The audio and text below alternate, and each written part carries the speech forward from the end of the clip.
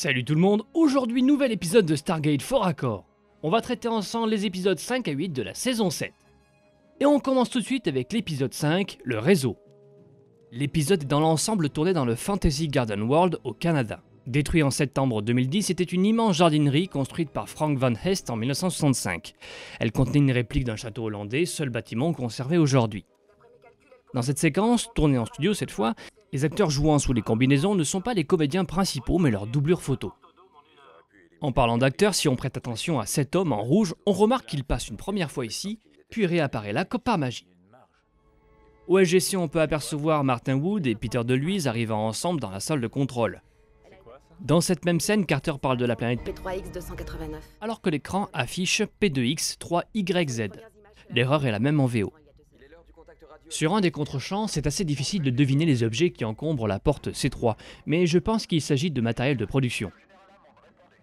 Finalement, il est intéressant de noter que Martin Wood, le réalisateur de cet épisode, aurait aimé que SG-1 ne soit pas capable de sauver les gens victimes du réseau. Il avait déjà tenté de faire perdre les héros dans l'épisode Mission Soleil Rouge, ce qui fut presque le cas puisqu'on ne sait pas vraiment si c'est SG-1 ou les Asgard qui sauvent la mise.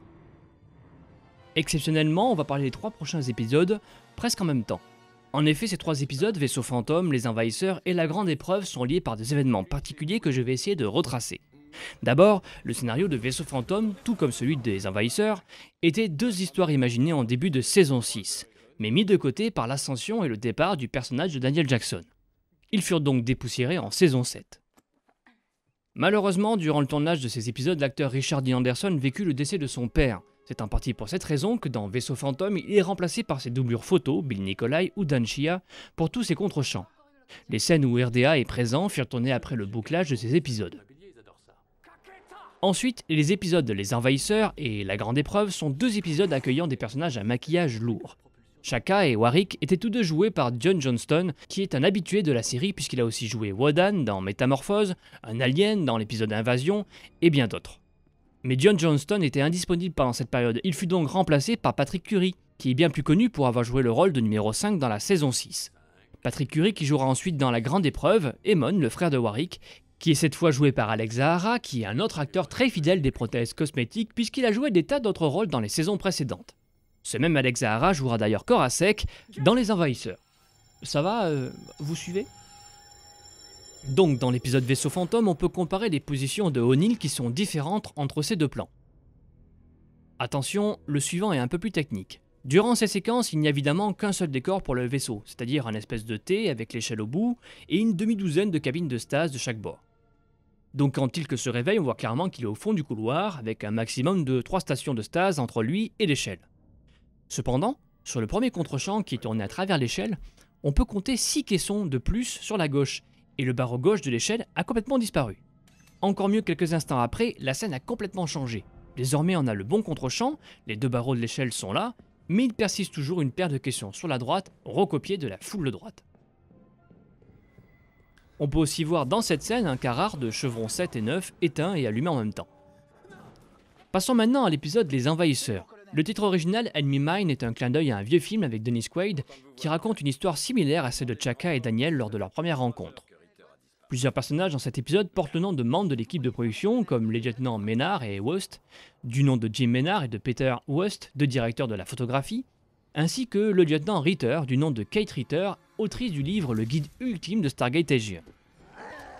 Quelques faux raccords classiques comme ici où le plan général est différent du plan rapproché. Là, le gars avec son petit tableau blanc n'est pas là dans le large, comme celui qui tire la couverture sur le matériel. Dans cette scène, on aperçoit 2 bâtons de torture, puis sur le plan suivant, le second disparaît.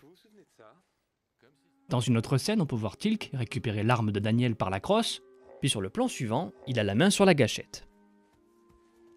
Au sujet de Korasek, on peut remarquer qu'il possède un œil humain et un œil Unas. Je ne sais pas vraiment si c'est un oubli parce que c'est le cas dans toutes ces scènes.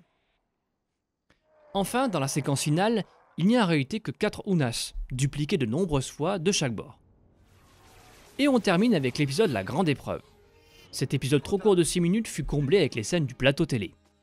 A ce sujet, je trouve très perturbant le montage photo de l'équipe SG-1 puisqu'il s'agit de photos tirées directement des différents épisodes dans lesquels ces personnages ne sont ni filmés ni photographiés dans la diégèse de la série.